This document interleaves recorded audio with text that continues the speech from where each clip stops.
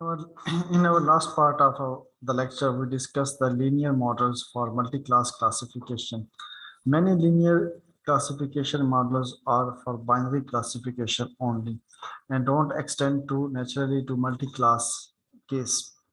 However, a common technique to extend a binary classification towards multi-class classification is one versus the rest, where we have the keep the one class and try to differentiate or classify from the rest of the classes. So this is the one versus the rest approach. A binary model is learned for each class that tries to separate that class from the other classes, resulting in as many binary class models as there are classes. So if there are three classes, then we require three different models, three different functions to classify these three classes. To make a prediction, all binary classifiers are run on a test point.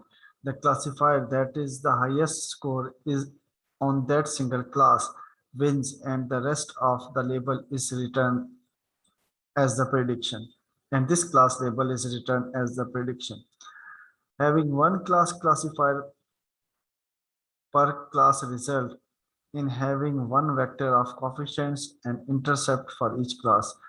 The, the class for which the result of classification confidence formula is the highest is the assigned class for that label.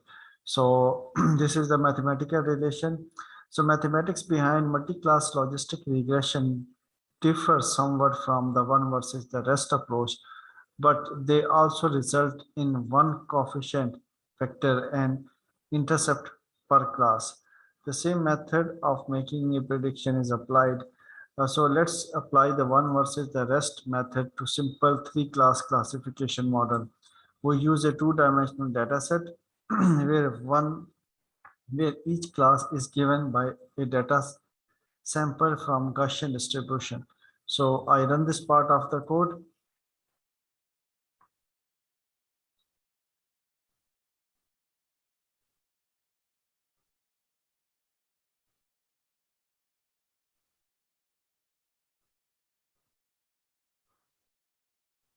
So because mglearn is not in the library, so I just run the part of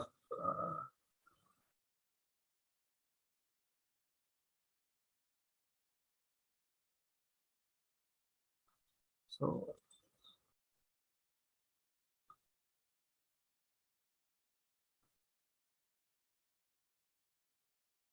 okay, it is done. Now I am going to run that code.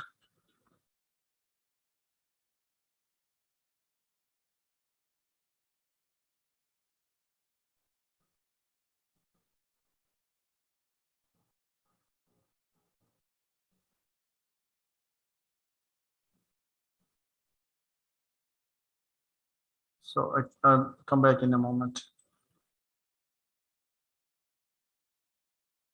Okay, now I run all this notebook file and now I run this command again, and we see that uh, we have the three classes as class 0, class 1, and class 2. So uh, there are the coefficients or the slope is 3 by 2, and the intercept is 3. So because we are using the two features, so this is by 2 and 3 are the classes. So we see that the shape is 3 by 2. So because we are using the three classes and two features, so intercept is a one-dimensional array, and and now we are going to visualize. We are going to apply the classifier, the linear classifier, linear SVM, and try to classify these three classes. And we see that the classifier, the SVM classifier, it nicely classifies these three classes and how it works. So first classified is the class, the line 0, and line 0, it classifies the class 0. It separates the class 0 from rest of the class. Above this line 0 is the class 0. All the points are from class 0, and below this line are the rest of the classes. Likewise, for class 1, it is used, class 1 classifies the the classifier one, the line one, it classifies the class one. On the right side of this line are all the points belonging to class one, and on the left side are the class zero and class two. Then the line 3 or the function 3, classifier 3, it classifies the class 3. Below this line is the class 2, and rest on above this line on the green line, or the function or the classifier 2 are the rest of the classes. So this is the example of one versus the rest, and linear classifiers are being used, one versus the rest operation. What about, then it comes the question about what about the triangle in the middle of the plot, the triangle that comes in the middle of the plot. The three binary classifiers classify points. They are addressed which classes these 3 points to assign, these 3 points they should belong to, which are in the intersection. The answer is the highest value of classifier value, the class of the closest line.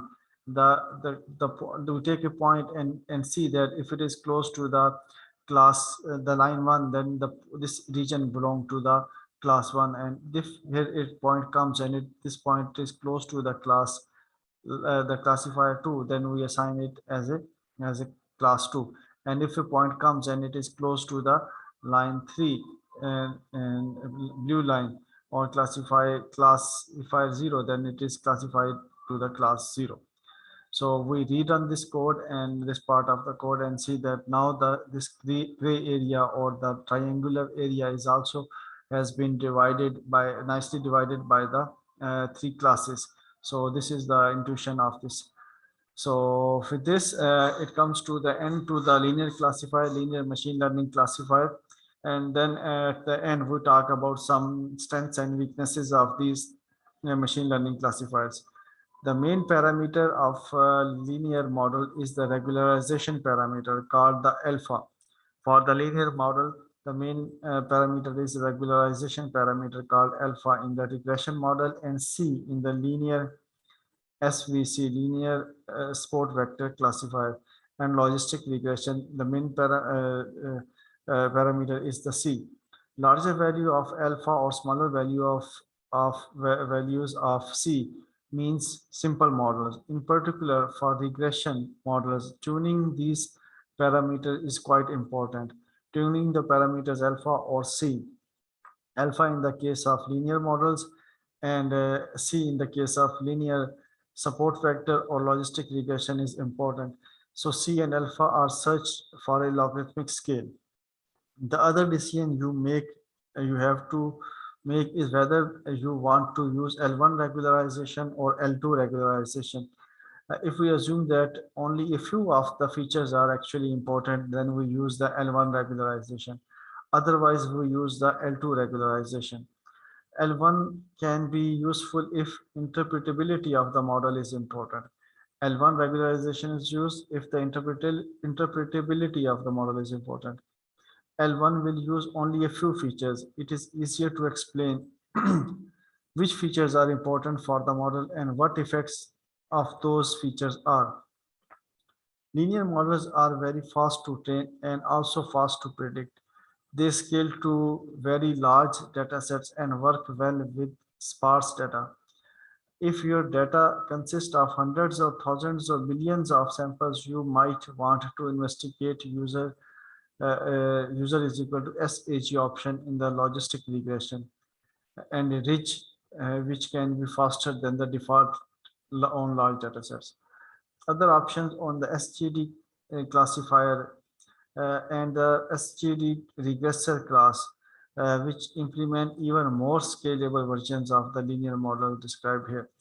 Another strength of the linear model is that they make it relatively easy to understand how a prediction is made using the formulas we saw earlier for regression and classification. Unfortunately, it is often not entirely clear why coefficients are important. Why coefficients are the way they are. This is particularly true if your dataset has highly correlated features. In these cases, the coefficients might be hard to interpret. Linear models often perform well when the number of features is larger than the number of samples. Linear models, they perform well when the number of features they are larger than the number of samples or instances. They are also often used on very large datasets simply because it is not feasible to train other models. However, in low dimensional space, other models might yield better generalization. In low dimensional space, the other models can be perform better. We will work at some examples in which the linear models, for example, kernelized support vector machines later in our course. We will talk about that. So it was all about the linear models in machine learning. So see you in the next lecture. Thank you.